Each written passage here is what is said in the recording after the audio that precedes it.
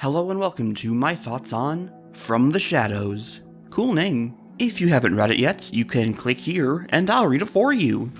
Alright, everyone ready? Let's go. So the girls and Spike just saw a cool new play called The Bridal of Frankenstag, but poor little Spike just gets too scared.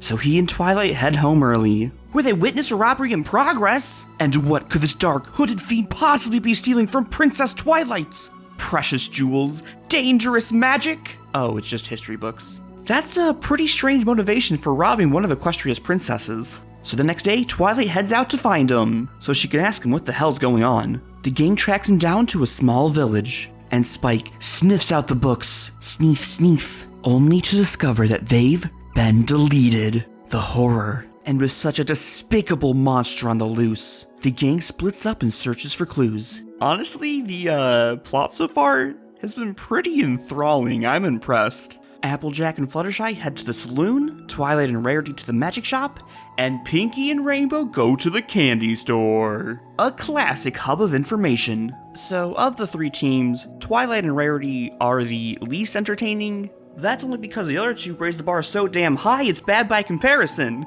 I really am impressed with the contents of part 1 so far. You know, just Applejack and Fluttershy hoof wrestling, Pinkie Pie hopped up on candy. Ah, so good. Alright, so eventually, Pinkie learns a who, Applejack learns a where, and Twilight learns a what. And when they catch Shadowlock in the act of deleting more books, he summons forth dangerous monsters from within to fight by his side. Well, not by his side, he promptly runs away. And that brings us to part 2. You know, this opening conflict is nice, simple, amusing, short, and it does a good job showing off what kind of magic Shadowlock has. The way it ends could be construed as anticlimactic, but I think it's a really good use of Twilight's character. You know, she's not just fighting, shooting out energy beams, or using the elements to just undo. Nah, she's getting down, she's analyzing that spell, and she's countering it. Good for her. Part 2 just feels like it has a nice solid opening, and then the next 6 pages occur, where Twilight decided it was best to split up and try to stop Shadowlock separately, even though she was the only one who could actually stop his magic. So now we're just kinda wasting time in our separate groups, letting Shadowlock have his way, while simultaneously not forwarding the plot in any way. Don't get me wrong though, the payoff of Twilight and Rainbow Fun Time was a nice contrast to the terrible time the other 4 were having. You know, I just figured now that we're halfway through this 3-part story, that we would have some semblance of motive for Shadowlock's actions. Fortunately, the pace picks up as Twilight sets a trap for Shadowlock at the Canterlot Museum. The plan is simple, put everything in one room to lure Shadowlock there, and then Twilight finally gets to talk to him. And what do you know, it works out perfectly. I mean, sure, the others get magicked into a museum display, but whatever, they're not important to the story. Part 2, definitely not as enjoyable as part 1, IMO. Honestly, I don't understand. How does this part have a well-written intro and a well-written end, but a garbage middle? It's like, so what should we do after this intro Shadowlock fight? Why don't we just do more Shadowlock fights? Genius. But sir, Twilight can just use magic to end his spell. Well, that's why we just gotta split them up so Twilight can't do that. Glorious content. Now, let's contrast that with the museum section. The girls arrive at the museum. They set up a bit about mummies. Using that bit, they establish foreshadowing and show that Stygian lol, Shadowlock has arrived. The museum director relays Twilight's plans to us, both starting and ending as a joke. After Pinkie reestablishes the mummy bit, cut to Spike and Rarity talking about other exhibits. And then bam, we get a full conclusion of the mummy joke. It's just so much cleaner. But anyway, time for part 3. And right away, Shadowlock and Twilight start talking.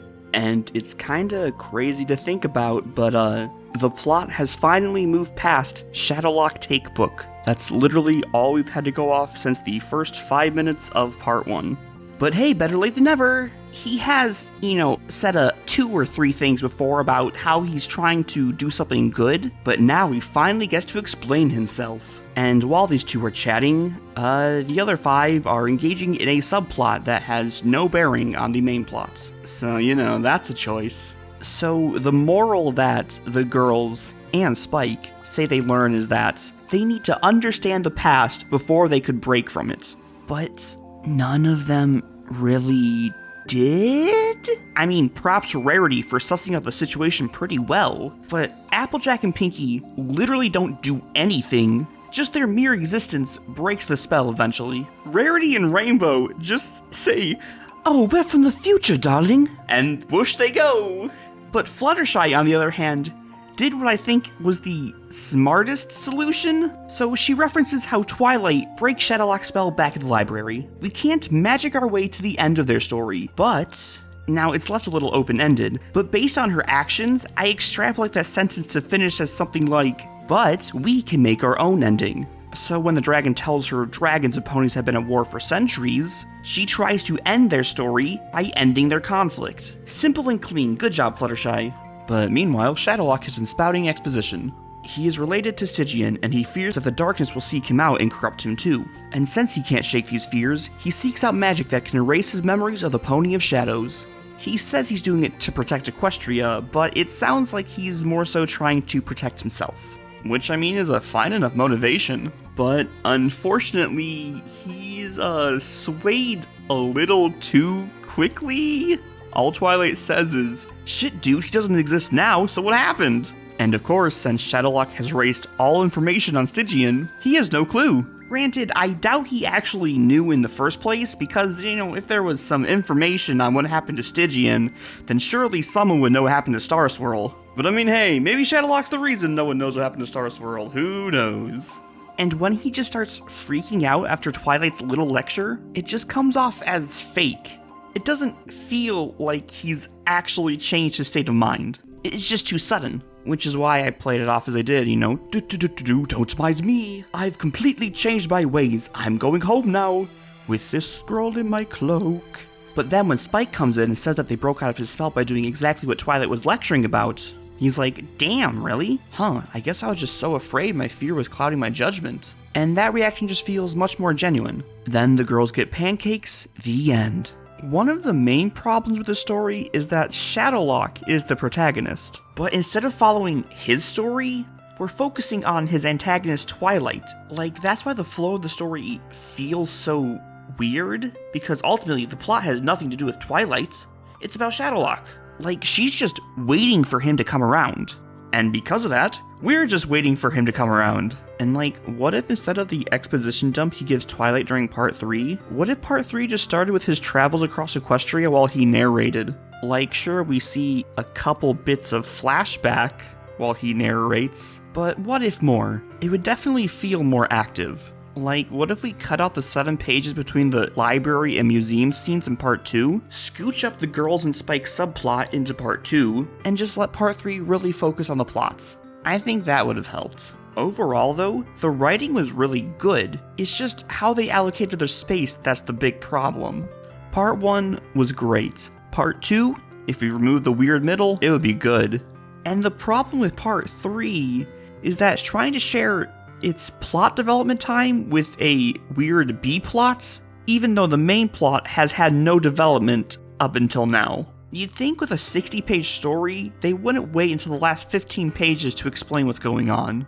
Also, it's a weird design choice to make Spike's tongue green. It just looks wrong. But anyway, those are my thoughts. Let me know what you guys think in the comments, and until next time.